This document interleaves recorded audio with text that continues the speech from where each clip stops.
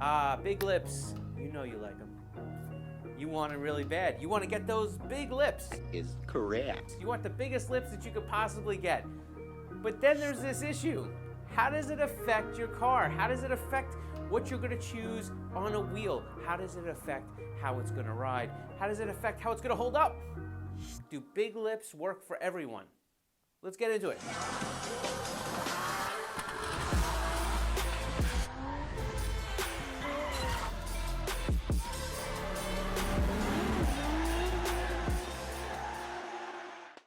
So when it comes down to choosing your wheel style, one factor that may throw you into a little bit of a problem is the lip size. And not because you don't want a bigger lip, but because you may not be able to fit a bigger lip. There are some things that we have to talk about when we talk about big lips and how they affect different factors for fitment. So let's get into that right now. We're going to start with number one, which is caliper clearance.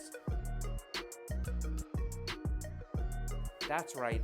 The bigger the lip, the less amount of caliper clearance that you're going to have. And that's just a basic mathematical equation.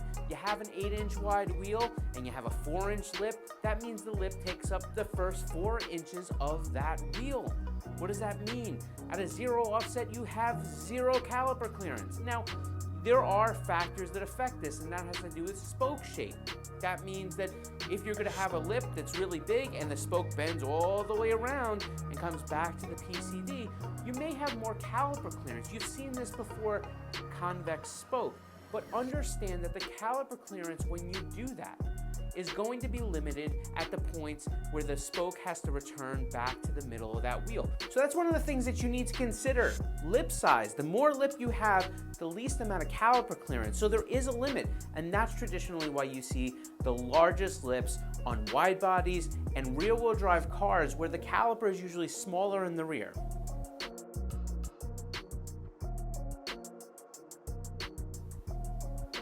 Okay, so first let's talk about the wheel from a visual standpoint. A wheel lip, while it looks really cool, it tends to make the wheel look smaller on the car. So if you're running a diameter that's maybe 18 inches, it may look like a 17-inch. If you're not comfortable with that, you may want to choose a wheel that doesn't have a lip and gives you the most amount of appearance for that visual height. So now let's get into the most important part of the puzzle here, the functionality part.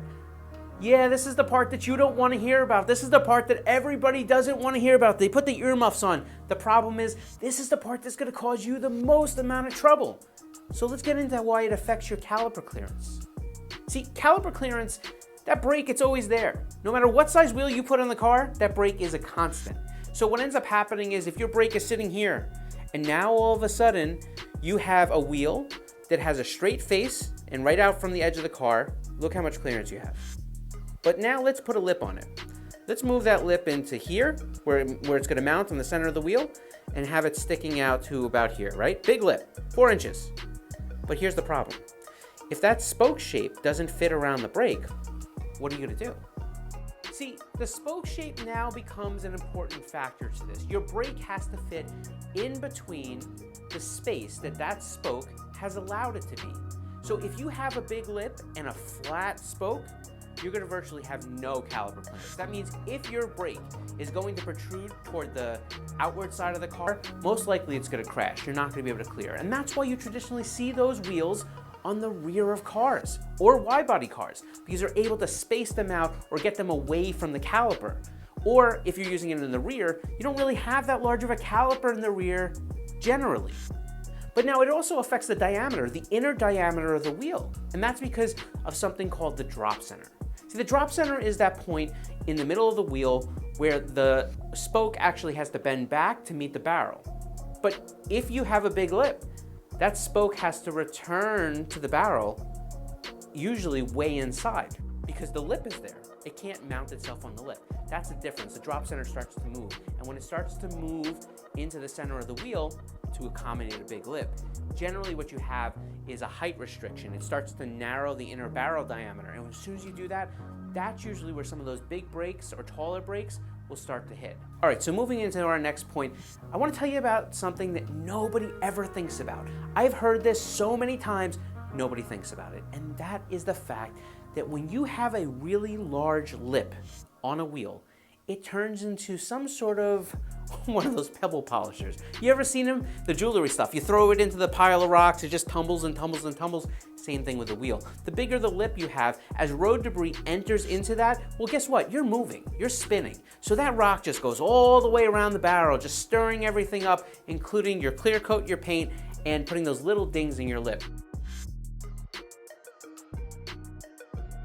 So how does lip size affect the performance of a wheel? It's actually kind of interesting. Lip size can be helpful in one way and hurtful in another. It's helpful in the sense that traditionally, if you have a small lip, you're able to get a wheel to be a little bit lighter. And the reason for that is that the lip actually is part of the test. You've heard us talk about this before. When a wheel enters a catastrophic breaking point, if for some reason you would have a little crack or something on the lip of the wheel, as long as that bead is holding air, it doesn't technically fail tests. The good news is that you can be able to make wheels a little bit lighter with a little bit of a lip. But when we start talking about big lips, you have to consider a couple different things. What is that wheel made out of? See, because you are putting this piece of metal that's out there hanging around the area where you're going to take impact. And some of the multi-piece wheels, they're made out of spun aluminum. They're really soft.